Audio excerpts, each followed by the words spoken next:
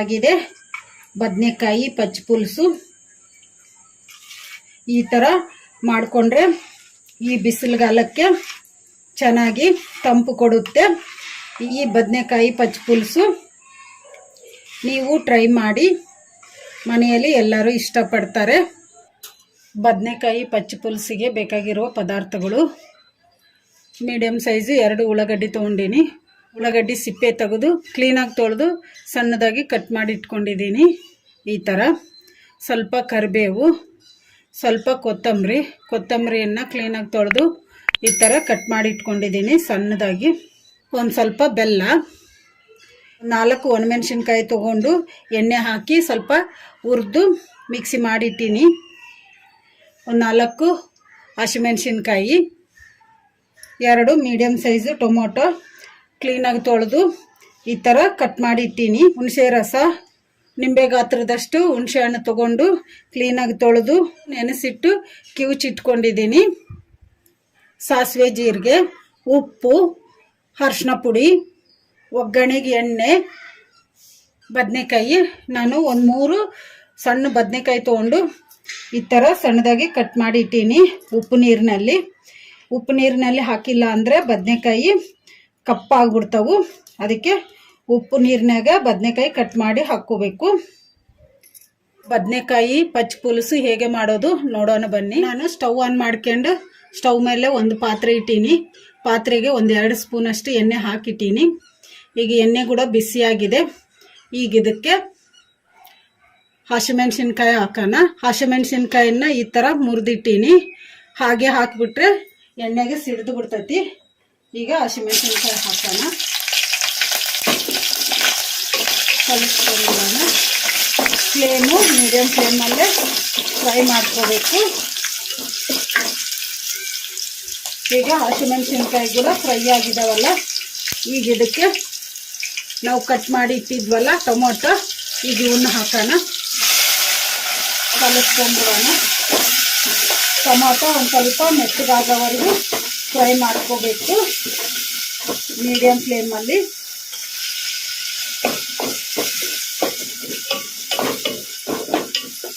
ಈ ಥರ ಕಲಿಸ್ಕೊಂತಾನೆ ಫ್ರೈ ಮಾಡಬೇಕು. ಟೊಮೊಟೊ ಕೂಡ ಮೆತ್ತಗಾಗಿದ್ದಾವೆ. ಈಗ ಇದಕ್ಕೆ ಉಪ್ಪು ನೀರಿನಾಗ ಕಟ್ ಮಾಡಿಟ್ಟಿದ್ವಲ್ಲ ಬದನೆಕಾಯಿ, ಈಗ ಇವನ್ನು ಹಾಕೋಣ.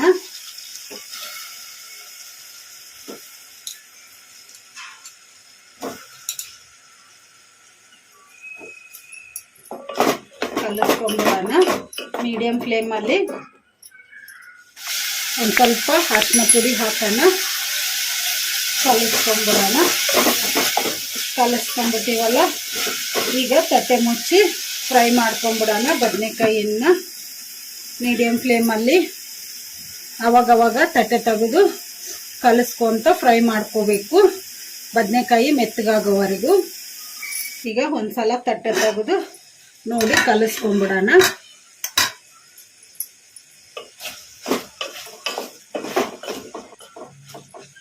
ಇನ್ನು ಬದನೆಕಾಯಿ ಕುದಿಬೇಕು, ಮತ್ತೆ ತಟ್ಟೆ ಮುಚ್ಚಿ ಫ್ರೈ ಮಾಡ್ಕೊಂಬಿಡೋಣ.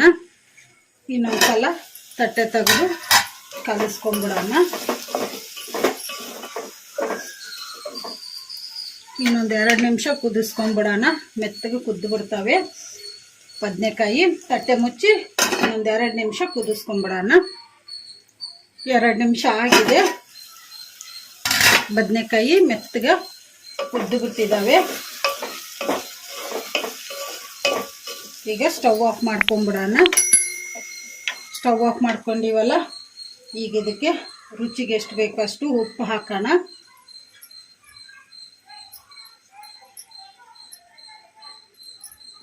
ಈಗ ಉಪ್ಪು ಹಾಕ್ಕೊಂಡಿವಲ್ಲ, ಈಗ ಇದನ್ನು ಬಿಸಿ ಇರೋವಾಗಲೇ ಮಸ್ತ್ ಬಿಟ್ರೆ ಮೆತ್ತಗಾಗ್ತೈತಿ.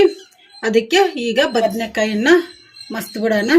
ಈ ಥರ ಬೇಳೆ ಮಸಿಯೋ ಕೋಲಿಂದ ಮಸ್ತ್ ಬಿಡೋಣ.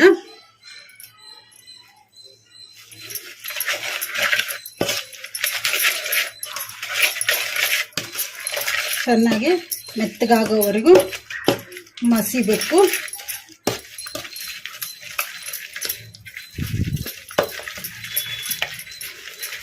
ಚೆನ್ನಾಗಿ ಮೆತ್ತಗಾಗಿದೆ ಬದನೆಕಾಯಿ. ಈಗ ಇದನ್ನು ತೆಗೆದು ಬಿಡೋಣ. ಚೆನ್ನಾಗಿ ಮೆತ್ತಗೆ ಮಸ್ಕೊಂಡಿವಲ್ಲ, ಈಗ ಇದಕ್ಕೆ ಹುಣಸೆ ರಸ ಹಾಕೋಣ. ನಾವು ಕಿವುಚಿಟ್ಕೊಂಡಿದ್ವಲ್ಲ ಹುಣಸೆ ರಸ, ಈಗ ಇದನ್ನು ಹಾಕೋಣ.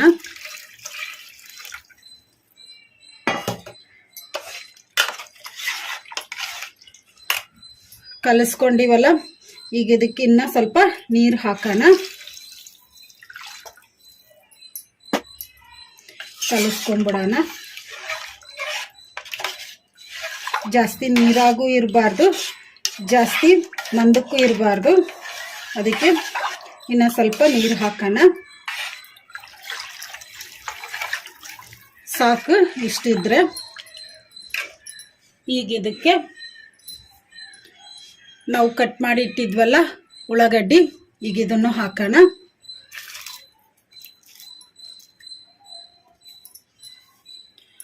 ಹಾಗೇನೆ ಬೆಲ್ಲ ಹಾಕೋಣ, ಕೊತ್ತಂಬರಿ ಹಾಕೋಣ. ನಾವು ಮಿಕ್ಸಿ ಮಾಡಿಟ್ಟಿದ್ವಲ್ಲ ಒಣಮೆಣಸಿನ್ಕಾಯಿ, ಈಗ ಇವನ್ನು ಹಾಕೋಣ. ಖಾರ ಪುಡಿನ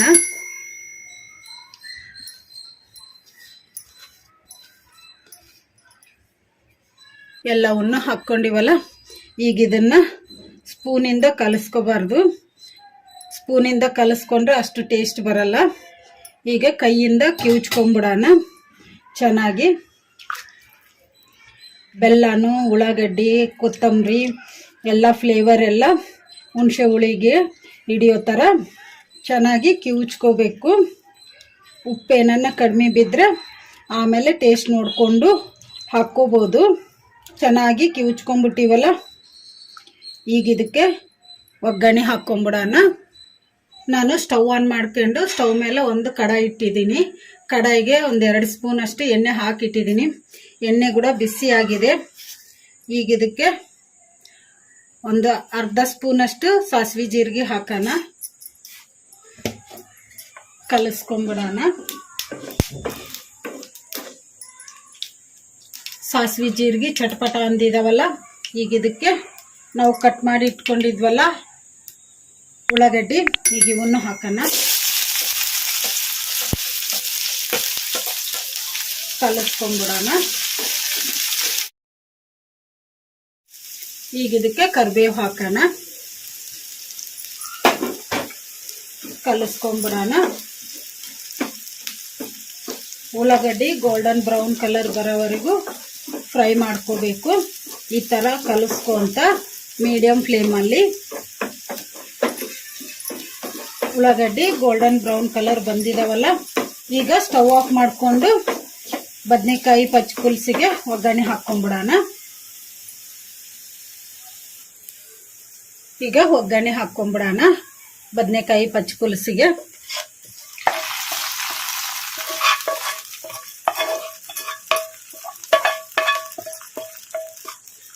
ಕಲಿಸ್ಕೊಂಬಿಡೋಣ.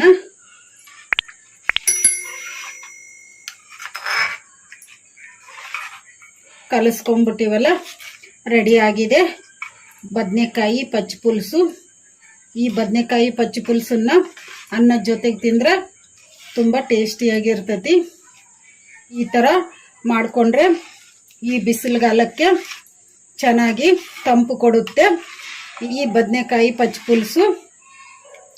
ನೀವು ಟ್ರೈ ಮಾಡಿ, ಮನೆಯಲ್ಲಿ ಎಲ್ಲರೂ ಇಷ್ಟಪಡ್ತಾರೆ.